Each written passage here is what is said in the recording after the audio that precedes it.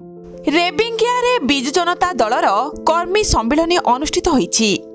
କନ୍ଧମାଳ ଜିଲ୍ଲାର ବାଲିଗୁଡ଼ା ନିର୍ବାଚନ ମଣ୍ଡଳୀ ସଂଯୋଜକଙ୍କ ପ୍ରଚେଷ୍ଟାରେ ଆଜି ରେବିଙ୍ଗିଆ ଅଞ୍ଚଳର 15 ନମ୍ବର ଜୋନ୍ରେ ବିଜେଡି ଦଳର କର୍ମୀ ସମ୍ମିଳନୀ ଅନୁଷ୍ଠିତ ହୋଇଛି।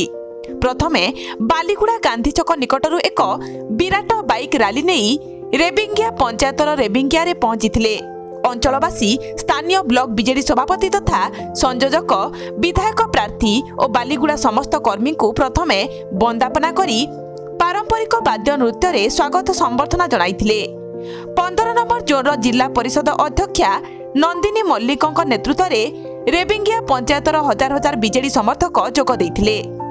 ଆଗାମୀ ନିର୍ବାଚନରେ 2 ଜଣ ପ୍ରାର୍ଥୀଙ୍କ ନିମନ୍ତେ ପ୍ରଚାର କରିବା ପରେ ବିଧାୟକ ପ୍ରାର୍ଥୀ ଚକ୍ରମଣି କହଁର ଓ ସାଂସଦ ପ୍ରାର୍ଥୀ ଡକ୍ଟର ଅଚ୍ୟୁତ ସାମନ୍ତଙ୍କ ପାଇଁ ଭୋଟ ନିବେଦନ କରିଥିଲେ। ବିଜେଡିରେ ଆଜି ବିଜେପି ଓ କଂଗ୍ରେସ ଛାଡ଼ି ଶତାଧିକ ପରିବାର ବିଜୁ ଜନତା ଦଳରେ ସାମିଲ ହେବ ଓ ଭୋଟ ଭିକ୍ଷା ପାଇଁ ମଧ୍ୟ ଦେଖିବାକୁ ମିଳିଛି।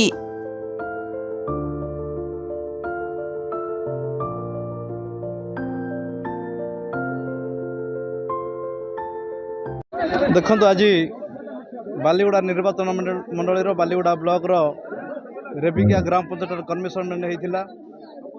आज आप देखुले आज बहु संख्यार ये माँ मैंने बापा मैंने भाई समस्त आज जोगदे जहाँकि बालीगुड़ा निर्वाचन मंडल संयोजक तथा समस्त प्रिय टुना दास नेतृत्व में आज आपण मानकर एत माननीय मुख्यमंत्री नवीन पट्टनायक भल पाइबा आज आम समस्त दुख सुख बुझुँच जेहेतु सारा ओडार भार नहीं माननीय मुख्यमंत्री नवीन पट्टनायक से आज समस्ते एकजुट होती 2024 निर्वाचन शंख चिन्ह मोहर मारी आम को 2 जन सांसद डॉक्टर अच्युत सामंत एवं मु आम 2 जन को शंख चिन्ह भोट देवे एवं आशीर्वाद करके आम 2 जन को जययुक्त करे बोली मु भावुँ से जहाँफल कि निश्चित आशीर्वाद करे आम अनुरोध करूँ मो तरफ समस्त रेबिंगिया ग्राम पंचायत समस्त माँ मौसी बापा भाई समस्त मो तरफ मु आशीर्वाद कामना करी जे समस्ते मते एवं माननीय सांसद 2 खंड जोड़ी संख्यार मोहर मारी आम 2 जन को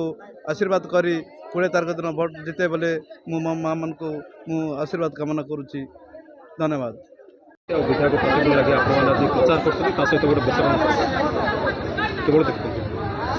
देखु आपण को गणमाध्यम को प्रथम धन्यवाद दिए तापर आपण तो निजे अनुभव कर देखुं भी ए जन समागम निश्चय भाव में रेबिंगिया ग्राम पंचायत सह मोर माँ बापा भाई भौणी समस्त उपस्थित रहीकि आज आमर निर्वाचन सभा जोड़ी संघ भोट आवेदन करने को आमर प्रिय विधायक सान भाई चक्र उपस्थित थिले तो सहित आमर किंग मेकर टुना भाई भी उपस्थित थिले से माने मोर ए जनसमुद्र को भोट भिक्षा करछंती।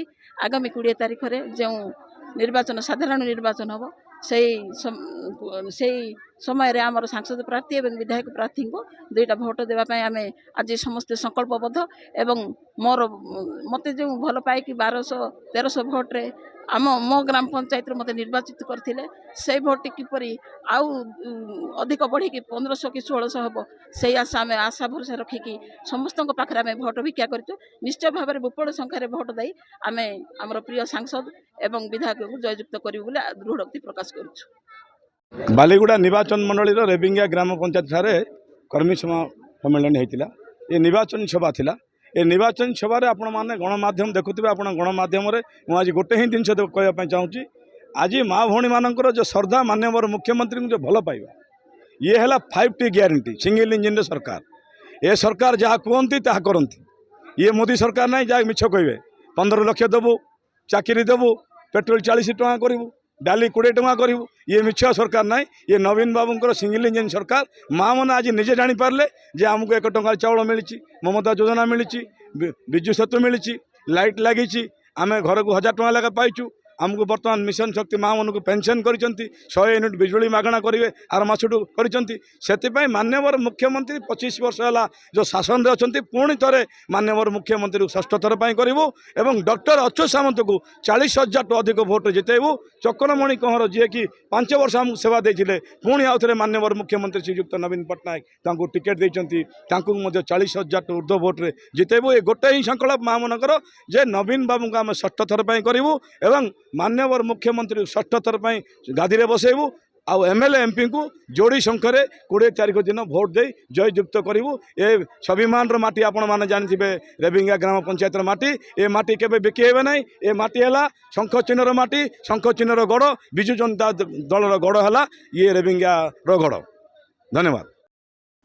बालीगुड़ारू रोहन कुमार नंदों रिपोर्ट, वॉइस ऑफ ओडिशा।